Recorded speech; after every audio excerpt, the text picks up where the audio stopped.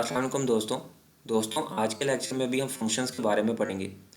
पिछले लेक्चर में हमने फंक्शन के बारे में पढ़ा था कि फंक्शन जब आप कॉल करते हैं तब हमेशा वर्क करते हैं, ठीक है। अब बगैर फंक्शन कॉल किए इन्वोक किए खुद ब खुद परफॉर्म नहीं होते, ठीक है। आज जो हमने फंक्शंस के बारे में पढ़ना है वो हमने ये पढ़ना है कि हम फंक्शन को, पहले हमने लेक्चर में पढ़ा कि हमने पिछले ट्यूटोरियल में पढ़ा कि हम फंक्शन को कॉल करते हैं और फंक्शन के अंदर की जो बॉडी का कोड होता है वो चल जाता है, ठीक है। आज हमने पढ़ना है कि हम फंक्शन को खुद वैल्यू देंगे, फंक्शन उस पर परफॉर्म करेगा, ठीक है। अब ये कैसे होता है आए तो उसके लिए हम थोड़ा सा कोड करते हैं।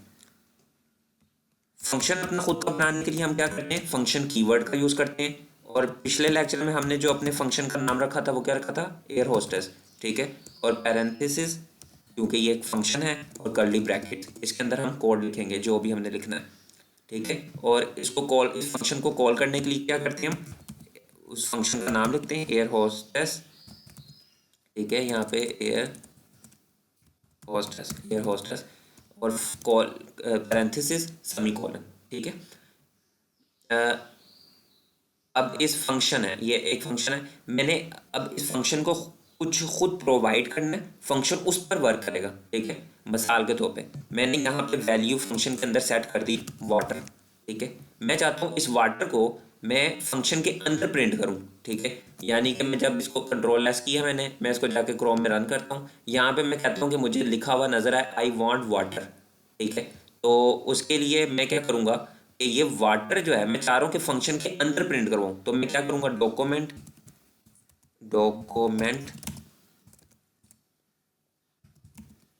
डॉक्यूमेंट डॉट राइट वाला जो फंक्शन है वो यूज़ करूँगा, ठीक है।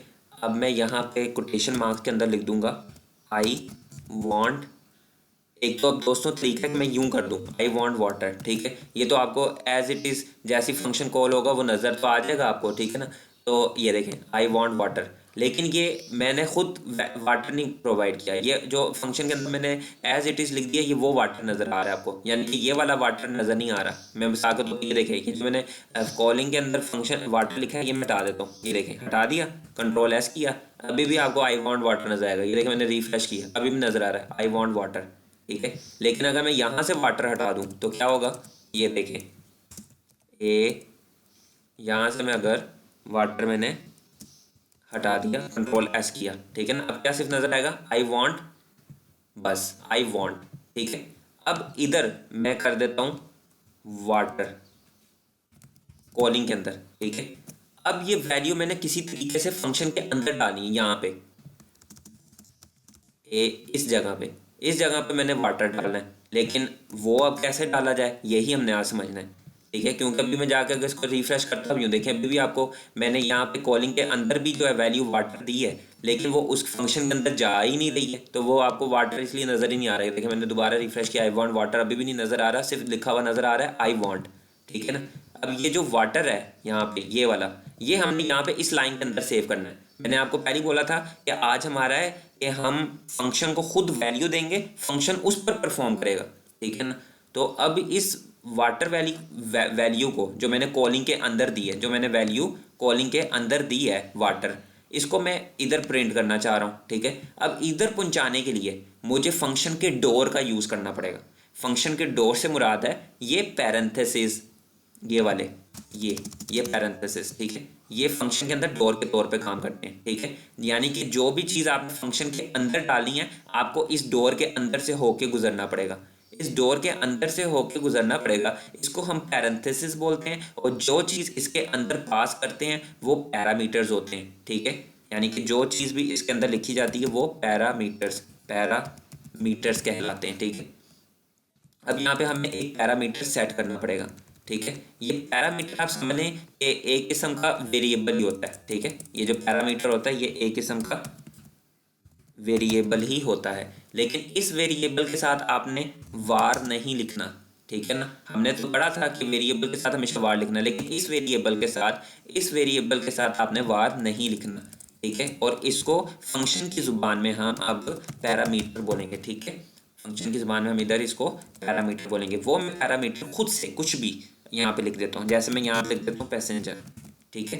अब इस पैसेंजर के अंदर आएगा यहाँ से वाटर, जब ये अब वाटर कॉल, ये जो फंक्शन जब कॉल होगा, ये वाटर यहाँ से उठकर जाके ये वेरिएबल यानी कि पैसेंजर के अंदर सेव हो जाएगा, ठीक है ना, मेमोरी के अंदर पैसेंजर के अंदर क्या सेव हो गया, वाटर। अब मैं क्या करता हूँ, सिंपल इसी वेरिएबल को यहाँ पे भी प्रिंट करवा देता हूँ पैसेंजर के नाम से। ये कोटेशन मार्क्स के अंदर नहीं, आपने इससे बाहर आना है, ये ऐसे यहाँ पे प्लस का साइन डालना है, कंकैटिनेट करना है ना, तो इसलिए यहाँ पे आपने लिख देना पैसेंजर, ठीक है। अब यानी कि बात कहानी ये है कि देखें वाटर यहाँ से गया, मैंने क्या बोला था कि डोर के अंदर से गुजरना पड़ेगा इसको, यहाँ से ऐसे जाकर ऐसे यहाँ पे वाटर ने सेव होना है। तो ये वाटर जो है यहाँ से गया पैसेंजर के अंदर जाके मेमोरी में, पैसेंजर नाम की जो हमने वेरिएबल बनाया हुआ था, मेमोरी बनाई थी, पैरामीटर बनाया था, उसके अंदर जाके वाटर सेव हो गया। और यहाँ पे हमने फिर पैसेंजर लिख दिया, तो यहाँ पे भी वाटर पे लिखा हुआ जाएगा, यानी कि आई वॉन्ट वाटर अब आपको लिखा हुआ आएगा। कंट्रोल एस करते हैं और इसको जाकर दोबारा से रिफ्रेश करते हैं, तो अब आपको नजर आ रहा है आई वॉन्ट वाटर, ठीक है। अब एक और अभी भी समझ नहीं आई तो दोबारा समझें, ठीक है। इसी को कॉपी करते हैं, कंट्रोल सी किया, कंट्रोल वी करते हैं, यहाँ पे वाटर की जगह मैं कर देता हूँ टी, ठीक है। अब ये फंक्शन तो मैंने बना दिया, मुझे इसको दोबारा छेड़ने की ज़रूरत नहीं है। अब अगली दफ़ा आपको टी नज़र आएगा, ठीक है ना, मुझे यहाँ पे जाके टी शी लिखने की ज़रूरत नहीं है। यहाँ पे यानी कि ये होगा जैसे ये फंक्शन कॉल होगा, तो ये जो टी यहाँ पे मैंने लिखा हुआ है, ये पैसेंजर के अंदर जाके अब यहाँ पे पहली दफ़ा वाटर आया तो यहाँ पे आ गया आई वॉन्ट वाटर। अब दूसरी दफ़ा जब फंक्शन के अंदर टी है तो यहाँ पे जाके टी जो है सेव हो जाएगा मेमोरी के अंदर, तो पैसेंजर के अंदर क्या आ जाएगा, टी आ जाएगा, तो यहाँ पे क्या आ जाएगा टी, ठीक है ना। पहली दफ़ा वाटर, तो यहाँ पे वाटर सेव हुआ, यहाँ पे भी वाटर सेव हुआ, तो आई वॉन्ट वाटर। दूसरी दफ़ा टी यहाँ पे, तो यहाँ पे भी जाके टी सेव होगी, यहाँ पे आ जाएगा I want tea. Control S करते हैं, फिर से जाके इसको दोबारा से रिफ्रेश करते हैं, तो ये देखें 2 दफ़ा प्रिंट हो रहा है I want water, I want tea. तो इसको अगली लाइन में शिफ्ट करने के लिए हम क्या करते हैं, यहाँ पे एक और प्लस का साइन डालते हैं और कोटेशन मार्क्स के अंदर हम बी आर टैग का यूज़ कर लेते हैं, ब्रेक लाइन। ये HTML का, ये मैंने आपको HTML के कोर्स में पढ़ाया था। इसको रिफ्रेश करते हैं न्यू लाइन के लिए, और ये देखें पहली दफ़ा क्या आ रहा है आई वॉन्ट वाटर, और दूसरी दफ़ा क्या आ रहा है आई वॉन्ट टी, ठीक है। और अब एक और काम करते हैं, एक दफ़ा फिर कॉल कर लेते हैं, कंट्रोल सी करते हैं और यहाँ पे कंट्रोल वी करते हैं, और यहाँ पे हम कर देते हैं कॉफ़ी, ठीक है।